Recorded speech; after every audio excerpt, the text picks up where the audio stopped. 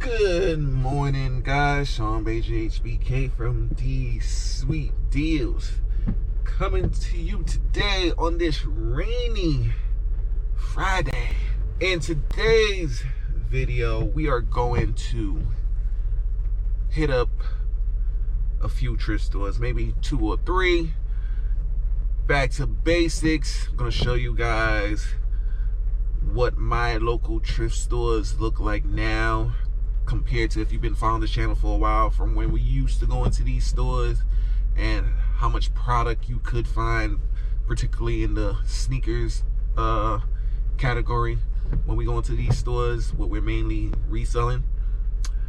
So we're gonna see what the thrift stores look like nowadays and give you where my point of view of where we're taking the business is going, why I mainly try to stick with online arbitrage, because there's more of a selection. The only issue is we pay for shipping, so it cuts into more of how our profit. It cuts into more of our profit and kind of changes the strategy of how much we can spend compared to when you're actually going in the store and picking it up. So yeah, let's get on the road. Let's get to these thrift stores and see if we make out with anything. Let's go.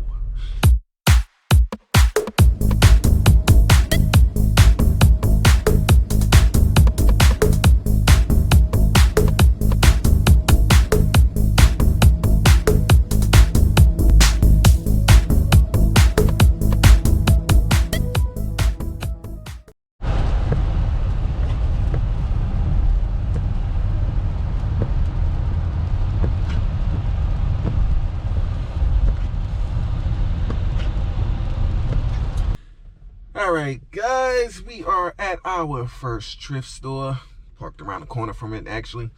We're about to go into, I think this is the Inspirations thrift store, and they normally have pretty decent stuff in here, but like I said, things have changed over the past few years since COVID, so let's go on up in there and see if we find anything.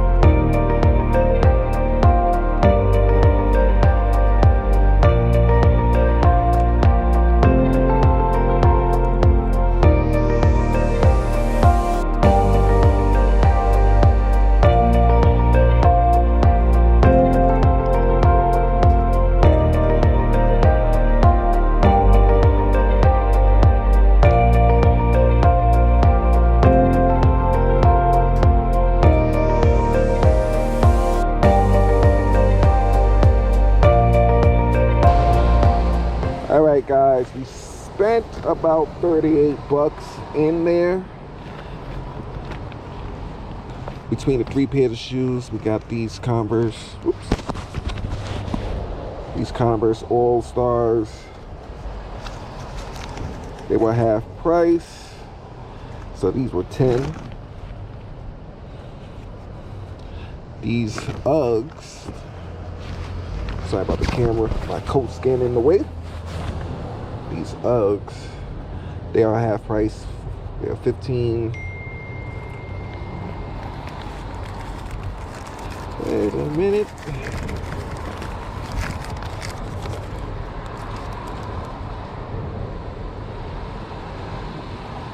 I knew she did something wrong. I think these were supposed to be $7.50. Oh, she owed me money. Gotta go back in the store. But yeah, these were supposed to be $7.50. She charged me $15 for them. These were right. Those are 10. $25.99 divided by 2 for the other pair of Uggs. So it's 26. Yeah. she didn't take off for the red shoes. So we about to go back inside and get them correct that. All right, guys, we are at 2A Thrift, our second thrift store of the day. We're gonna hit those aisles, see what they have. We came out pretty decent in the first thrift store, which was an inspiration thrift store. What had happened was the girl mistakenly charged me full price for one of the shoes, because I knew when she told me the amount, it felt like it was off to me, but I didn't second guess it. But when I did check the receipt and looked at the tags, I realized one of the tags was charged at full price. So I had to go back in there and get my money. Every penny counts. All right, guys, so let's go into a thrift, see if we have the same results as the first thrift store. Now realizing it's the beginning of the month, this is normally when the thrift stores put all their new inventory on the floor and discount it for the month. So yeah, let's go grab some of these sales.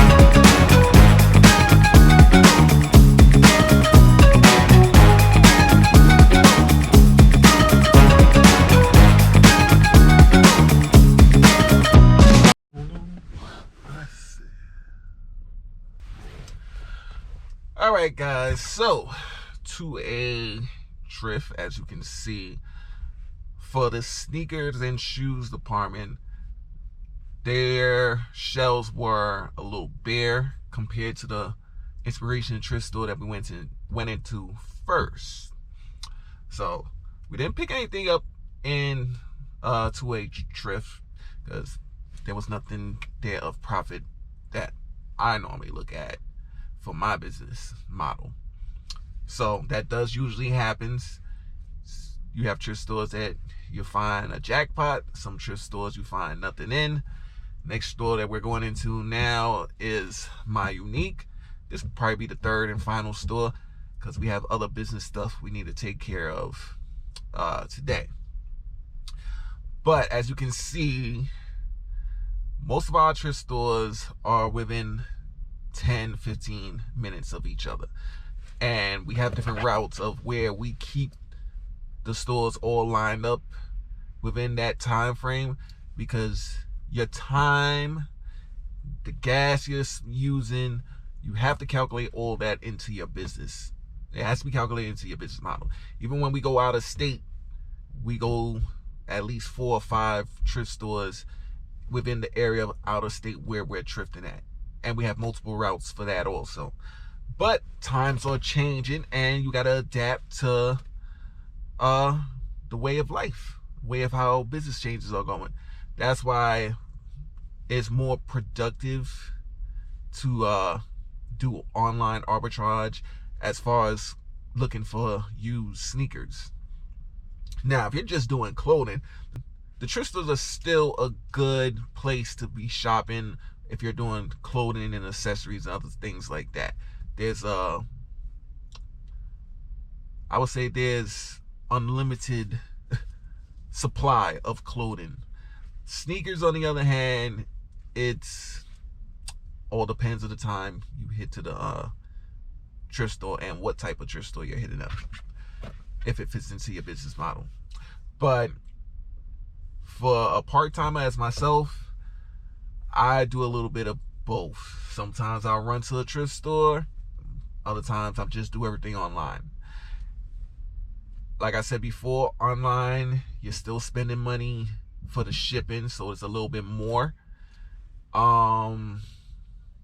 Between the shipping for online arbitrage and the gas money you're spending to run around to the thrift stores, it's still kind of balanced out. So you might be breaking even either way.